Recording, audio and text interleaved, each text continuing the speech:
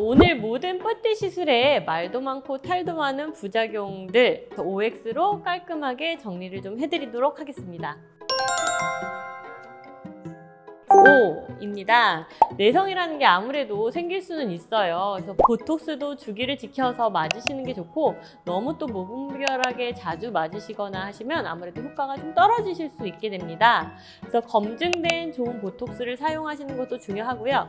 요즘에는 내성이 없는 보톡스도 나오기도 하니까 좀 잘 선택하셔서 맞으시는 게 좋으실 것 같습니다. O입니다. 그래서 적정량을 올바르게 시술받는 것이 가장 중요하다고 볼 수 있고요. 요즘 눈을 뜨실 때도 눈 뜨는 힘이 약하신 경우에는 이마 근육을 많이 쓰시게 되는데요. 이러한 경우 보톡스가 이 부위에 과도하게 들어감으로써 근육을 제어할 경우 이마가 무거워지면서 눈뜨기가 좀 불편해지실 수 있습니다. 그래서 섬세한 시술에 노하우가 좀 필요하신 것 같고요. X입니다. 코필러로도 얼마든지 자연스러운 코를 만드실 수 있는데요. 제 콧대의 시작점이 과도하게 높아지지 않는 선까지 자연스러운 게 좀 예쁘실 것 같고요.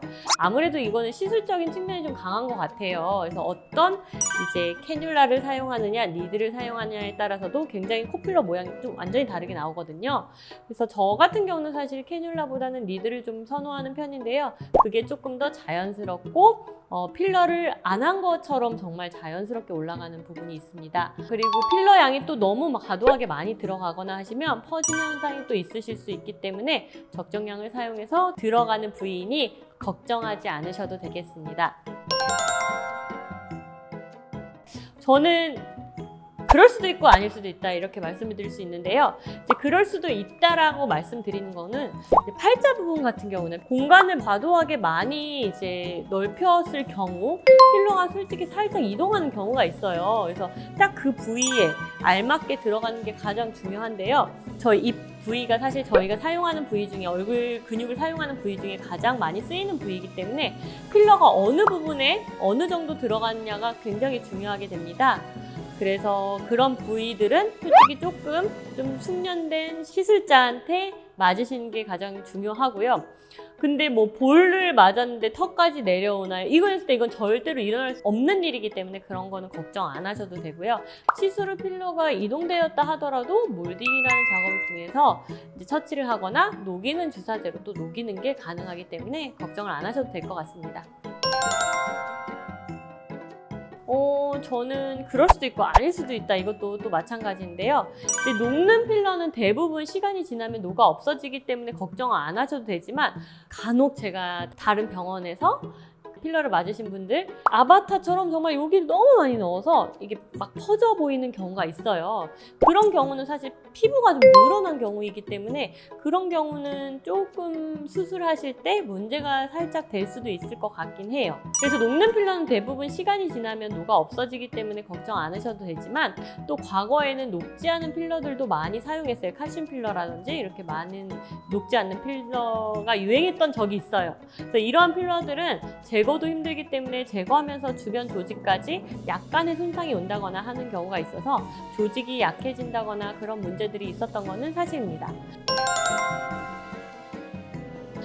이것도 O일 수도 있고 X일 수도 있어요. 왜냐면 실리프팅은 이게 어떤 부위를 어떻게 당기느냐에 따라서 달라지고 또 어떤 의사분들에게 시술을 받으시냐에 따라서 또 이런 결과물들이 완전히 달라지기 때문에 예를 들어서 뭐 실리프팅을 뒤쪽으로 한다거나 좀 앞쪽을 과도하게 당기지 않는 경우 앞광대가 커질 일도 없고요. 근데 이제 좀 선택하셔야 되는 게 있어요. 팔자를 이제 당기고 싶다, 이거 없애고 싶다 하실 때는 그거 어쩔 수 없어요. 약간의 광대가 살짝은 커져요. 왜냐면 살들이 조금 뒤로 밀리기 때문에 약간 광대가 좀 커 보일 수 있거든요. 그런 건 좀 감안하시고 근데 시간 지나면 다시 돌아오니까 그건 걱정 안 하셔도 되는데 처음에는 조금 그렇게 보이실 수도 있고요.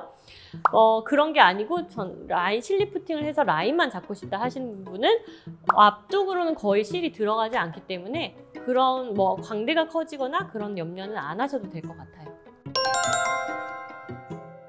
근데 이것도 사실 또 O 또는 X일 수 있습니다. 이제 볼 꺼짐 같은 경우는 앞쪽으로 실이 과도하게 들어갔을 경우, 이제 당겼을 경우 이게 약간 실의 자국에 의해서 좀 볼 꺼짐이 생기시는 분들도 있고요. 살이 너무 없으신 분들은 사실 좀 약간의 볼 꺼짐 정말 있을 수 있어요. 왜냐면 살이 있으신 분들은 당기면서 그 살들이 좀 뒤로 밀리면서 괜찮은데, 살이 없으신 분들이 리프팅을 하게 되면은 정말 그 부분이 좀 더 쏙 들어, 이제 살이 좀 뒤로 밀리면서 또 쏙 들어가 보이는 경우가 있거든요.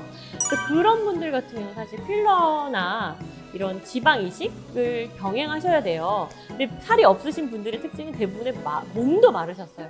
그렇기 때문에 지방 이식을 할 부분도 없는 거죠. 그래서 대부분 실과 필러를 같이 병행하시는 게 가장 좋다고 말씀드릴 수 있겠습니다. 평상시 제가 생각하는 이제 뿌띠 시술의 부작용에 대해서 정리해 보았는데요. 이제 더 궁금하신 점이나 댓글을 남겨주시면 친절하게 답변해 드리도록 하겠습니다. 지금까지 뿌띠 달인 강은영 원장이었습니다. 감사합니다.